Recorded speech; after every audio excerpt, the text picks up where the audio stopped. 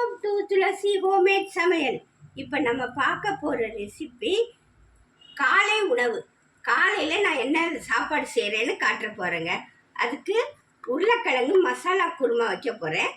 உருளைக்கிழங்கு கட் பண்ணி வச்சுருக்கேன், வெங்காயம் கட் பண்ணி வச்சுருக்கேன், தேங்காய் கொஞ்சம் எடுத்து வச்சுருக்கேன், கருவேப்பிலை, இப்போ மணமூட்டி, பிரிஞ்சி இலை, அன்னாச்சி பூ, ஏலக்காய், சோம்பு, பட்டை, ஜாதிபத்திரி, ஒரு கருவாப்பட்டை, இதெல்லாம் எடுத்து வச்சுக்கிறேங்க.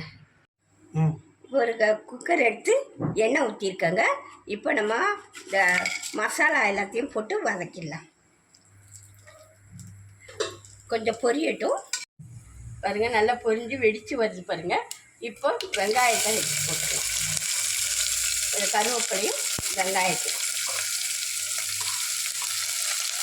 ரெண்டு பச்சை மிளகாய் தீ வச்சுட்டு அதையும் போட்டுக்கிறேங்க.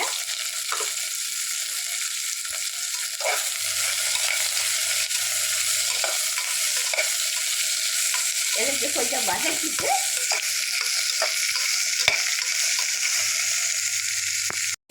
நறுக்கி வச்சா உருளைக்கிழங்கையும் போட்டுக்கலாம். அதுக்கு தேவையான அளவு உப்பு போட்டுக்கிறேன், கொஞ்சமாக மஞ்சள் போட்டுக்கிறேன்,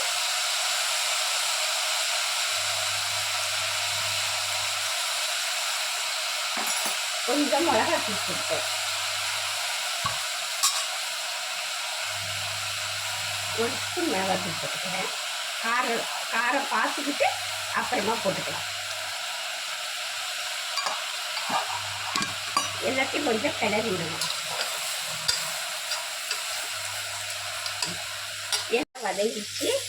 இப்போ ஒரு மசாலா அரைக்கணுங்க. அதுக்கு தேங்காய், கொஞ்சம் சோம்பு போட்டுக்கிறேன், ஒரு தக்காளி போட்டு இதை அவ்வளோத்தையும் நைஸாக அரைச்சிட்டோம் பாருங்கள். நல்லா பாதி வெந்துச்சு. இப்போ நம்ம இந்த அரைச்சி வச்சுற விழுது எடுத்து போட்டுக்கிறோம். அதை போட்டு கொஞ்சம் கிளறி கொடுக்கணும்.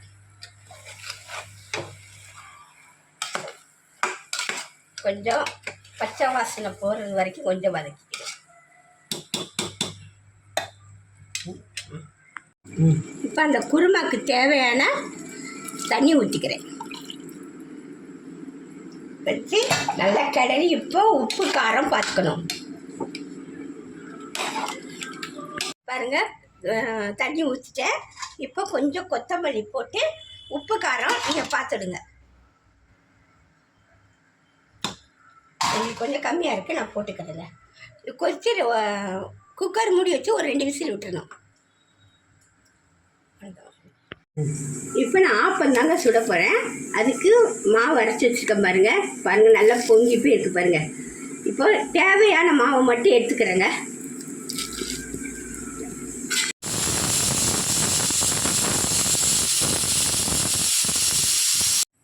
கொஞ்சம் மாவு எடுத்து தனியாக வச்சுட்டேன். ஏன்னா கலந்த பிறகு புளிச்சு போயிடும். அதனால் அது தனியாக எடுத்து வச்சா நாளைக்கு கூட சுட்டுக்கலாம். இப்போ இந்த மாவு எடுத்து வச்சுக்கிறேன். கொஞ்சம் உப்பு, கொஞ்சம் சர்க்கரை, கொஞ்சம் சோடா உப்பு எல்லாத்தையும் போட்டுக்கிறேன். கொஞ்சமாக தண்ணி ஊற்றி கலந்துக்கலாம்.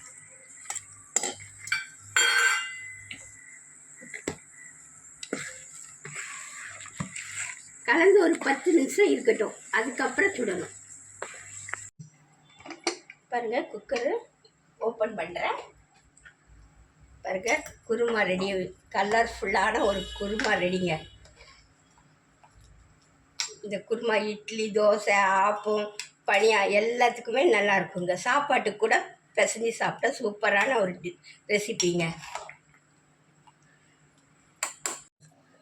பாருங்கள். இந்த மாதிரி தண்ணியாக இருக்கணுங்க ஆப்பத்துக்கு. இப்போ சட்டி காய வச்சுட்டேன். இப்போ அதில் மாவு ஊற்றிடுங்க.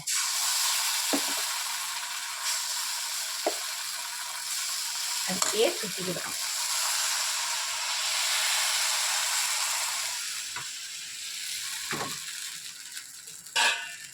அப்படியே மூடி வச்சிட வேண்டியது பாருங்கள். ஆப்பம் பாருங்கள் ரெடி ஆகிடுச்சு பாருங்கள்.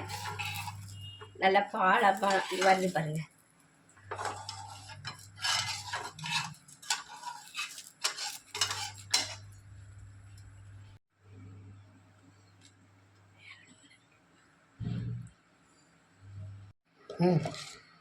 இந்த மாவு அரைக்கிறத இன்னொரு உங்களுக்கு வீடியோவாக போடுறேங்க. ஆப்ப மாவு எப்படி அரைக்கணும்னு காட்டுறேன்.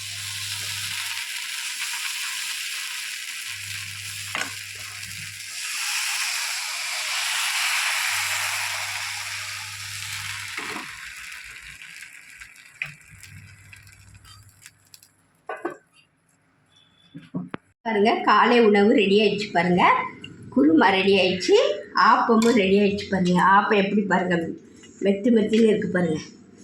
ஓரெல்லாம் முருவலாகவும் நடுவில் பஞ்சு போலையும் இருக்குது பாருங்கள். இந்த ரெசிபி உங்களுக்கு பிடிச்சிருந்தா சப்ஸ்கிரைப் பண்ணுங்கள், ஷேர் பண்ணுங்கள், கமெண்ட் பண்ணுங்கள். அடுத்த ரெசிபியோடு சந்திக்கிறேன். நன்றி, வணக்கம்.